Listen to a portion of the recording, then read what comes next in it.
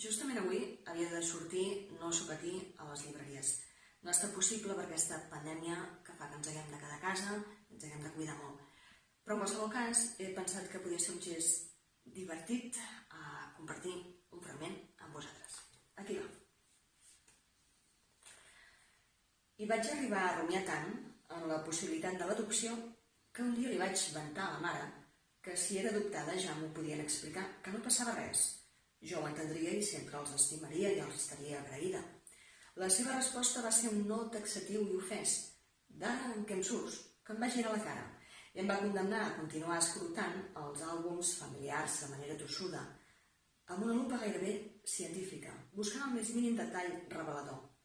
Examinava els rostres, els posats i els gestos congelats dels pares, avis i oncles i un grapat de persones més que no havia arribat a conèixer.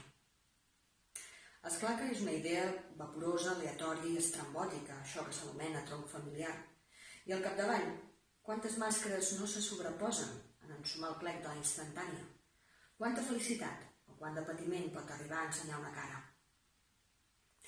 Una de les primeres fotografies que es conserven de mi és d'una trobada familiar. Dec tenir uns quants mesos, 3 o 4. Em sosté una cosina. Soc un nadó amb el cap enorme, quadrat, unes galtes hiperbòliques i un clip al cabell a la banda dreta de la testa amb el qual ma mare devia intentar arreglar alguna certa aparença. Els parents van amb màniga curta. També el meu avi, amb rostre rialler, però ja repapat a la cadira de rodes, mancat d'una cama. Li havien hagut de tallar pel sucre galopant. Alient al focus de la fotografia, passa una tia conca mig encorbada, amb una cara aixafada, com si d'un mastegot li haguessin premsat els ulls, el nas i la boca, tot alhora.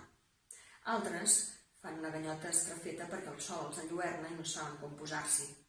És com si aquella instantània volgués condensar algun deix grotesc del medi que m'acollia. Ja l'aniria coneixent.